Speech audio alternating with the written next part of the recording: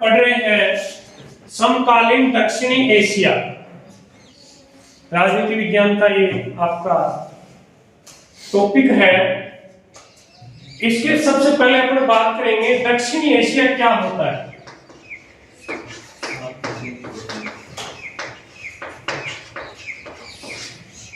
दक्षिणी एशिया, सबसे पहले इसके क्षेत्र की बात करेंगे तो इसमें मुख्यतः कितने देश होते हैं? 7। इसमें मुख्यतः 7 देश होते हैं जिनको हम दक्षिणी एशिया कहते हैं। इसमें 7 देश होंगे: भारत, श्रीलंका,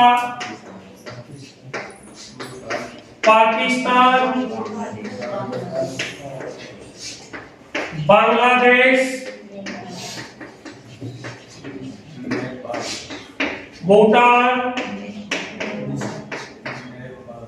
नेपाल और अंतिम क्या है? म्यांमार देश है।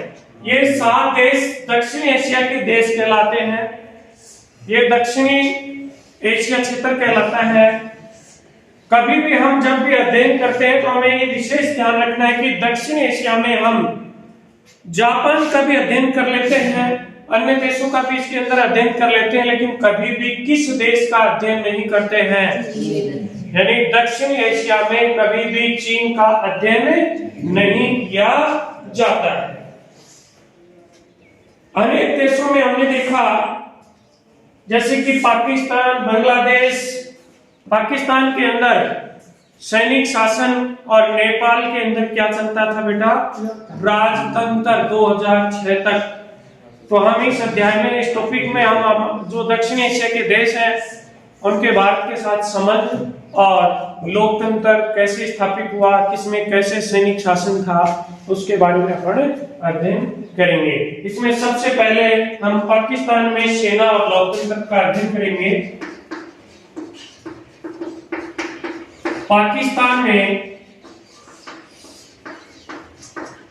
सेना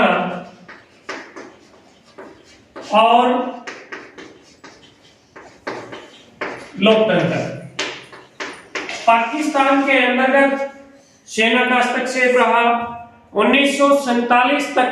1947 में जब भारत पाकिस्तान अलग हुआ तब से लेके हम अध्ययन करेंगे इसके अंदर क्या क्या इसमें परिवर्तन आए। सबसे पहले इसके अंदर कौन बना? अयूब खान प्रधानमंत्री बना। कौन बना? अयूब खान।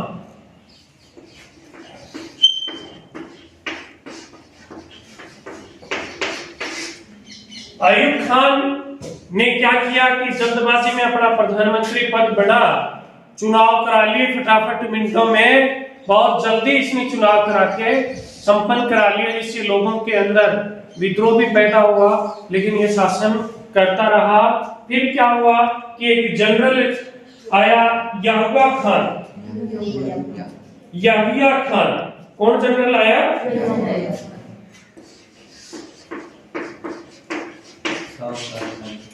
जनरल याहिया खान ने इसको हटा दिया। किसको हटा दिया? अयूब खान को जनरल याहिया खान ने हटा दिया और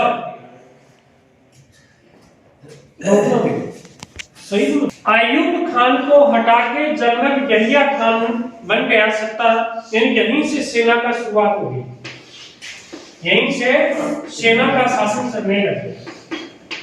सेना का शासन की शुरुआत पाकिस्तान में किसने की? जनरल याहिया खान। और 1970 के आसपास, जब 1971 में बात करें, पाकिस्तान 1971 सन की अपन बात कर रहे हैं। पाकिस्तान के 2 भाग थे उस समय पूरी पाकिस्तान की हम बात करें, पूरी पाकिस्तान के अंदर एक पार्टी थी और जिसका नाम था अवामी लीग। उस पार्टी का नाम था अवामी लीग और उसका नेता था शेख मुजीबुर रहमान। कौन था नेता? शेख मुजीबुर रहमान। इन्होंने पूरी पाकिस्तान के अंतर्गत अवामी लीग ने 100% सारी सीटें जीत ली थी। और जब इन्होंने सरकार बनाने की बात कही तब इनकी बैठक नहीं होने दी, क्योंकि पश्चिमी पाकिस्तान के लोग क्या थे बेटा, ताकतवर थे। ताकतवर होने की वजह से इनको गिरफ्तार कर लिया गया, और गिरफ्तार करने के कारण वहां की जनता भड़क उठी थी, और जनता को विद्रोह को रोकने के लिए जनरल याह्या खान वहां गया था, और जनरल याह्या खान ने जनता को वहां हिंसा की, और वहां के लोग प्रताड़ित होकर भारत में शरणार्थी के रूप में आ गए थे।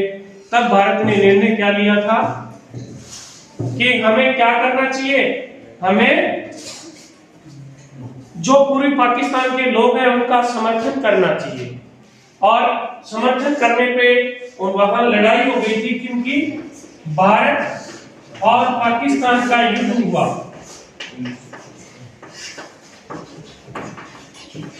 और युद्ध में एक जनरल याह्या खान ने अपने घुटने टेके आत्मसमर्पण किया सैनिकों के साथ। तब भारत विजयी हुआ था, और उस एक नया देश स्वतंत्र बना था।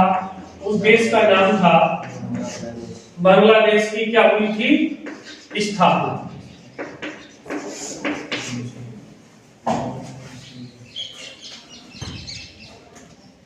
उसके बाद 1977 में 1971 से जो सेना शासन ही चलता रहा, 1977 में कौन आ गया था, जनरल जिया उल हक।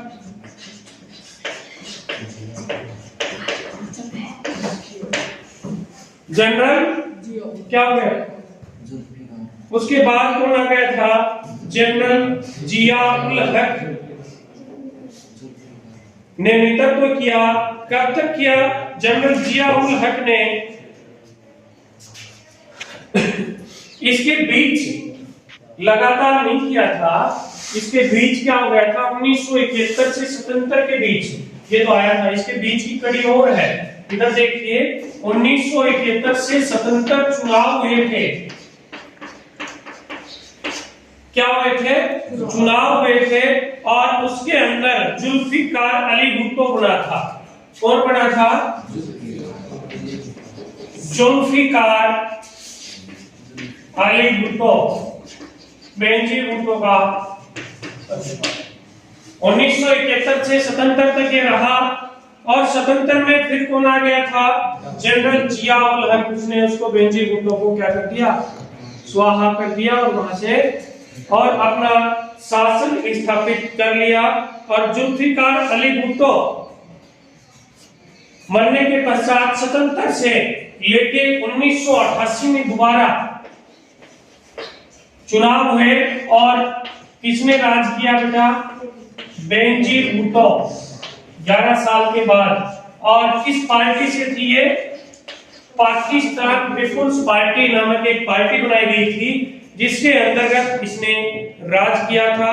उसके बाद जनरल परवेज मुशर्रफ आया। कौन आया, जनरल परवेज मुशर्रफ। ये तो लगभग 2001। वैसे देखें 1999 के अंतर्गत नवाज शरीफ था, वहां का प्रधानमंत्री नवाज शरीफ था। लाहौर बस यात्रा चली थी, 1999 में कारगिल का युद्ध भी हुआ था। उसके बाद ये आ गया था, जनरल परवेज मुशर्रफ आ गया था, जिसने अपने आप को राष्ट्रपति भी निर्वाचित करवा लिया गया था। पाकिस्तान के अंदर हमेशा सेना, धर्मगुरु और अभिजन भूस्वामी का दबदबा रहा। 3 लोगों का, सेना का और धर्मगुरु और अभिजन भूस्वामी, यानी ऐसे लोग बहुत सारी संपत्ति रखते हैं, वैसे कम संख्या वाले लोग। 3 लोग सबसे ज्यादा प्रभावित करते हैं पाकिस्तान के अंतर्गत। एक तो वहां की सेना सबसे शक्तिशाली होती है, एक वहां के धार्मिक गुरु होते हैं, और तीसरा कौन होता है, अभिजन भूस्वामी होते हैं। वर्तमान में अब पाकिस्तान का प्रधानमंत्री इमरान खान चल रहा है। अब हम पढ़ेंगे बांग्लादेश में लोकतंत्र।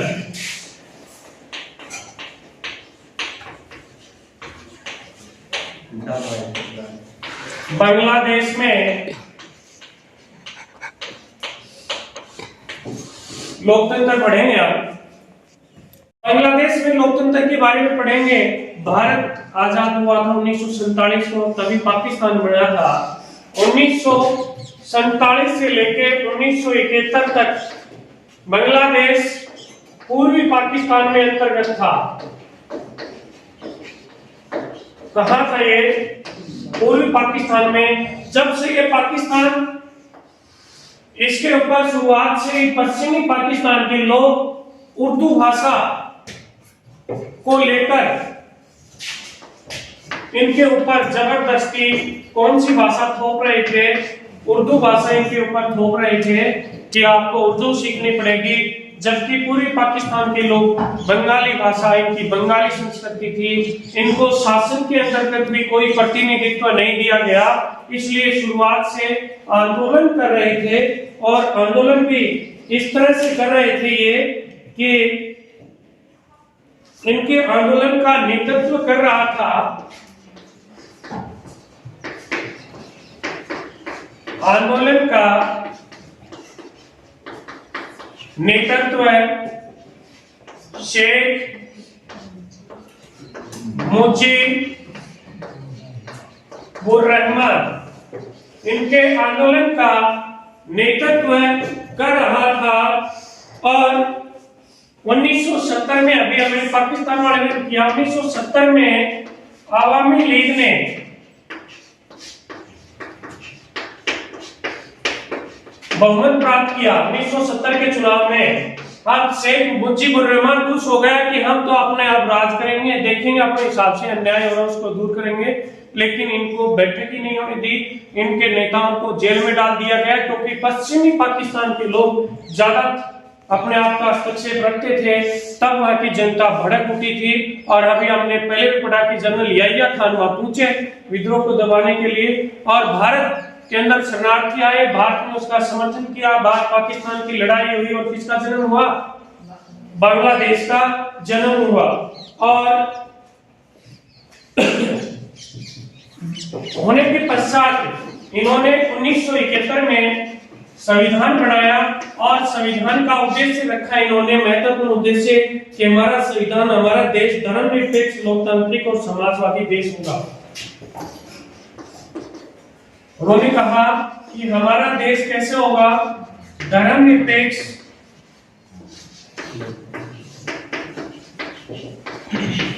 लोकतंत्र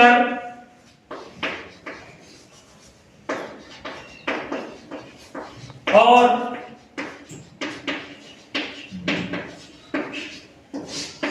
समाजवादी देश होगा। यानी हमारा देश कैसा होगा? धर्मनिरपेक्ष, लोकतंत्र और समाजवादी देश होगा। लेकिन ये ज्यादा दिन पच नहीं पाया। शेख साहब ने 1975 में संशोधन कर दिया, संविधान में क्या कर दिया? संशोधन कर दिया कि संसदीय प्रणाली की जगह, संसदीय व्यवस्था की जगह उसने एक व्यवस्था थी जिसका नाम था अध्यक्षात्मक प्रणाली कर दिया कि अध्यक्षात्मक होगा। और अकेली अवामी लीग पार्टी को छोड़ के बाकी सब पार्टियों को पूर्णतः क्या कर दिया? समाप्त कर दिया। अपनी तानाशाही करने लगा, अपनी मनमर्जी करने लगा। इस कारण से वहां की जनता ने विद्रोह किया और सेना ने उसको मार दिया। सेना ने उसको क्या कर दिया? सेना के हाथ, सेना के द्वारा शेख को मार दिया। सेना ने मार दिया। अब सेना एक शासक था, सेना का शासक था जिसका नाम था जिया उर रहमान।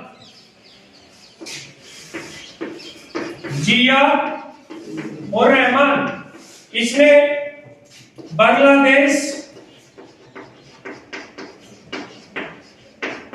बांग्लादेश कौन सी पार्टी बनाई थी इसने? बांग्लादेश नेशनल पार्टी बनाई।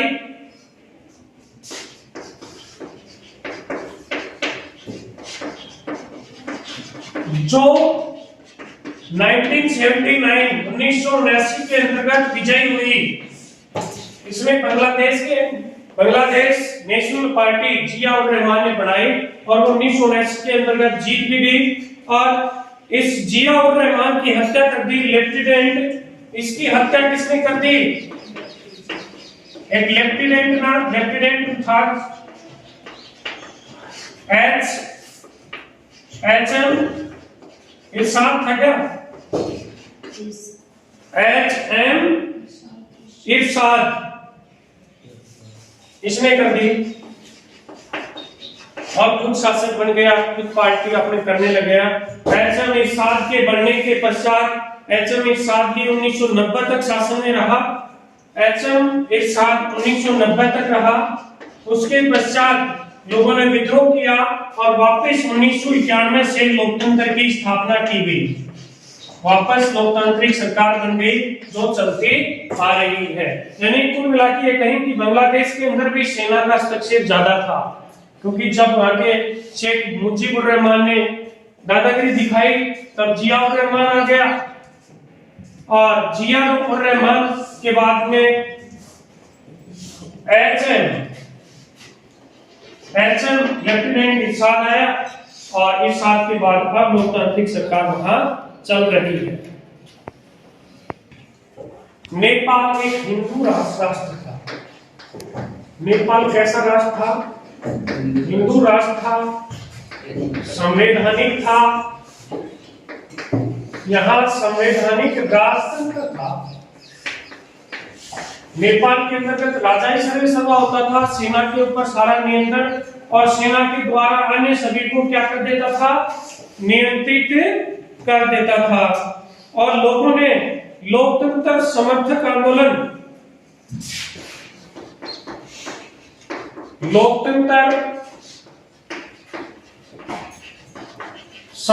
आंदोलन के चलते यहाँ के राजा ने 1990 में क्या कहा, क्या स्वीकार किया इसने? लोकतंत्र की मांग मानी इसने। किसकी मांग मानी? लोकतंत्र की मांग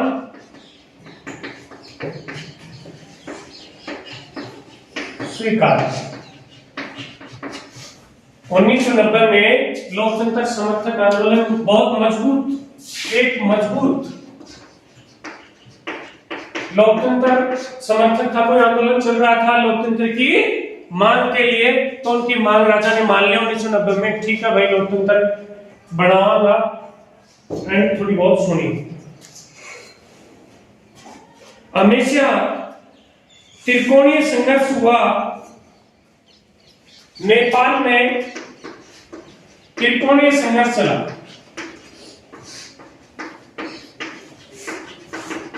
त्रिकोणीय संघर्ष का किनके बीच में? सेना, राजा और सेना नहीं तो जी राजा, एक ही बात है, क्योंकि राजा के अंडर में सेना और एक लोकतंत्र समर्थक और तीसरा माओवादी। इनके बीच हमेशा लड़ाई चलती रही कि लोकतंत्र समर्थक चाहते थे कि लोकतंत्र हो शासन, मायावादी चाहते थे कि हमारा शासन हो, और राजा का नेतृत्व सेना कर ही रही थी कि राजा ये चाहता था कि मेरा हो। 1990 में लोकतंत्र बन गया था, संसद बन गई थी। वह क्या बन गई थी? संसद। लेकिन राजा ने 2002 में राजा ने क्या कर दिया? संसद को बंद कर दिया। 2002 में राजा ने किसको भंग कर दिया? संसद को भंग कर दिया। और तब बहुत बड़े आंदोलन चले। आंदोलन चलने के कारण जनता ने आंदोलन किए, विद्रोह किए, इसमें सबने किए। लगभग 7 पार्टियां मिलकर संगठन की थी, 7 पार्टियां थी और उन सब ने विद्रोह किया और 7 दलों का क्या किया गया था, गठबंधन करके फिर आंदोलन चलाया गया था। और आंदोलन इसके कारण 2006 में राजा ज्ञानेंद्र ने क्या कर दिया, संसद को पुनः बहाल कर दिया। मैं ठीक है, संसद थारी चालू रखिए क्योंकि आंदोलन बहुत तेज चल गया था। 2006 के अंतर्गत में जातीय संघर्ष और लोकतंत्र 1948 से लेके 1948 ईस्वी से आज तक क्या कायम है, लोकतंत्र कायम है बेटा। यहाँ पे लोकतंत्र है, लेकिन यहाँ एक अलग अजीब सी मांग है, यह जातीय संघर्ष है। जब 1948 में अंतर्गत आजाद हुआ उस समय श्रीलंका का नाम था, क्या नाम था, Shillong. Am I right? Shillong. और उसके पश्चात वहां एक जातीय संघर्ष हुआ। जातीय संघर्ष हुआ, एक अलग राष्ट्र की मांग की बात उठी जो आज तक चल रही है। श्रीलंका के अंतर्गत 2 जातियां हैं। कितनी जातियां हैं? 2। एक तो है सिंगली और एक जाति है तमिल।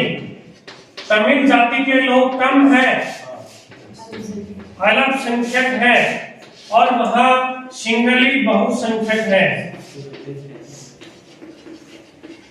सिंगली कहते हैं कि श्रीलंका किनकी है? सिंगलियों की है। वहां पे तमिलों का शोषण होता है, तमिलों को न तो प्रतिनिधित्व दिया जाता है। इसमें तमिल हमेशा आंदोलन करते रहते हैं एक अलग राष्ट्र मांग करने की। तमिल भारत से भी जुड़ा हुआ है क्योंकि तमिलनाडु के अंतर्गत एक जाति है, इसलिए भारत सरकार भी इसके ऊपर दबाव चलता रहता है। इन तमिलों ने 1983 में एक संगठन लीटे, एक संगठन था उग्र विचारों का खून गर्म वाला संगठन लीटे, लिबरेशन पूरा नाम एल से बन गया, liberation tiger all Tamil Elon. ये संगठन बना तमिल जाति के लिए 1983 के अंतर्गत। 1900 भारत सरकार विचार करते करते 1987 में सीधा हस्तक्षेप किया भारत सरकार ने इस मामले में। 1987 में भारत ने एक क्या भेजी थी, शांति सेना। इस विद्रोह को रोकने के लिए भारत ने शांति सेना भेजी, लेकिन इसका श्रीलंका के जो सिंगली इन्होंने तो विरोध किया ही किया, वहां के लोगों ने भी किया, वहां की सरकार भी कहा कि हमारा अंदरूनी मामला है, भारत कहां शांति सेना लेके भेज रहा है। इसलिए भारत सरकार बिना उद्देश्य पूर्ण किए ही अपनी सेना को वापस बुला लिया। भारत को चाह रही थी कि मुद्दा शांत हो जाए, लेकिन पहले ही उनके विरोध के बावजूद पहले ही आगे, हालांकि वह अंतरराष्ट्रीय देश है, नॉर्वे, आइसलैंड, कुछ देश हैं जिन्होंने कुछ मध्यस्थता की, शांति हो। नॉर्वे, आइसलैंड जैसे देशों ने इनके समझौते के प्रयास किए हैं, लेकिन पूर्णतः आज तक सफल नहीं हुए हैं, चल रहे हैं। अब हम ऐसा टॉपिक पढ़ रहे हैं जिससे आपका खून है वाड़ ले जाएगा, ऐसे नहीं है। यानी आपके अंदर जोश आ जाएगा।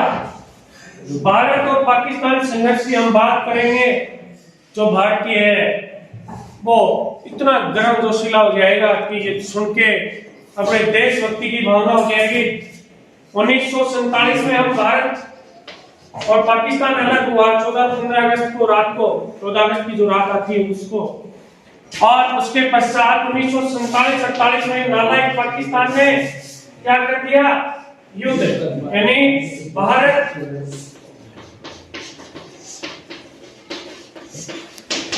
पाकिस्तान का युद्ध हो गया। कब हो गया? 1947-48 में। किस लिए हो गया? कश्मीर मुद्दे पर। और वो कश्मीर मुद्दा आज तक भी हल नहीं हो पाया, जिनके कारणों को आप सब जानते हो। कश्मीर का मुद्दा उस समय जो नीतियां थी वो एक अलग विषय के ऊपर विस्तार से चर्चा करेंगे। यहाँ हमने पढ़ा किस मुद्दे पर, इस यहाँ पे क्या हुआ था, युद्ध हुआ था।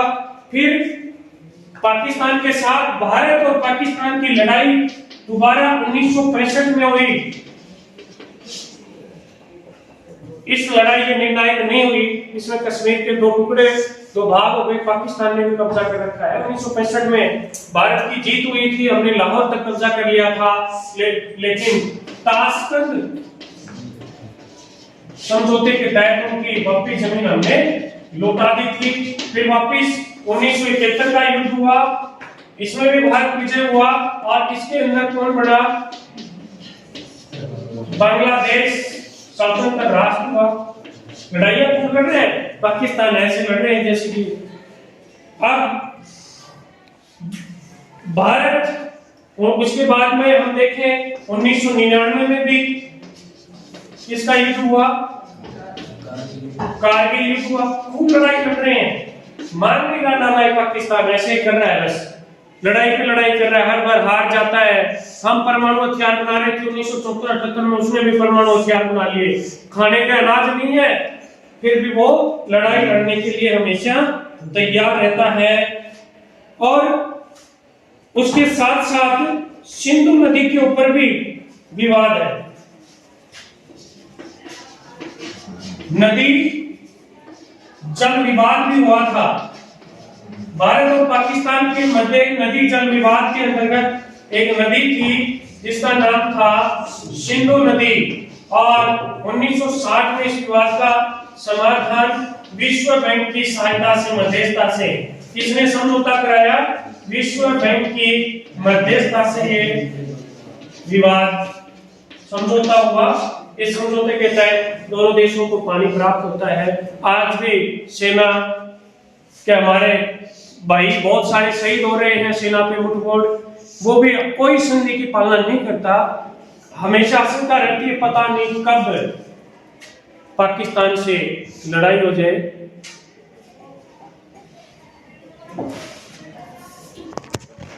भारत और उसके पड़ोसी देशों के मध्य संबंध की बात करेंगे। बांग्लादेश और भारत,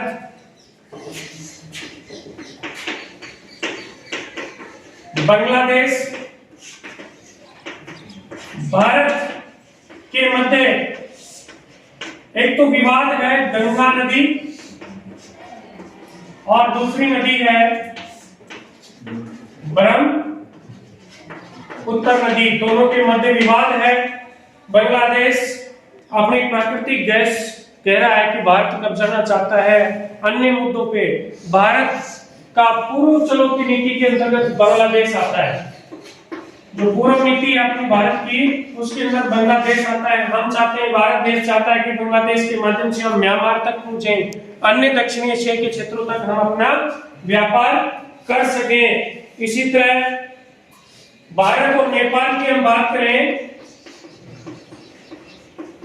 भारत नेपाल के मध्य लगभग 1950 में हमने संधि की, मैत्री संधि, कि भारत का नागरिक, दोनों देशों के नागरिक बिना पासपोर्ट, बिना वीजे के एक दूसरे के देश के अंतर्गत जा सकते हैं। यहाँ तक कि नेपाल के नागरिक या हमारे गोरखा रेजिमेंट बना रखी आर्मी के अंतर्गत भी, सेना में, भारतीय सेना में भी भर्ती हो सकते हैं। नेपाल एक ऐसा देश है कि वहां हमेशा ऊपर की तरफ चीन है, वो चीन की तरफ भी लुभावने रहते हैं, जिन्हें हमें भारत कोशिश करता है कि भारत से भी जुड़ा रहे। नेपाल भारत और चीन के मध्य बफर स्टेट है। कैसा है? Buffer state. सामरिक दृष्टि से बहुत ज्यादा महत्वपूर्ण है। उसके बाद हम अध्ययन करेंगे थोड़ा सा भारत और भूटान के साथ अच्छे संबंध हैं। भारत और भूटान के साथ अच्छे संबंध हैं। अब जो दक्षिण एशिया के देश वो शांति और सहयोग के लिए क्या काम कर रहे हैं? शांति और सहयोग के लिए इन्होंने सार्क नाम का संगठन बनाया। इन्होंने सार्क संगठन बनाया। साउथ एशियन एसोसिएशन,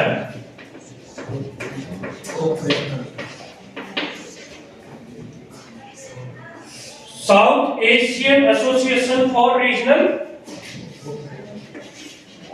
और रीजनल कॉर्पोरेशन। हिंदी में देखें तो दक्षिणी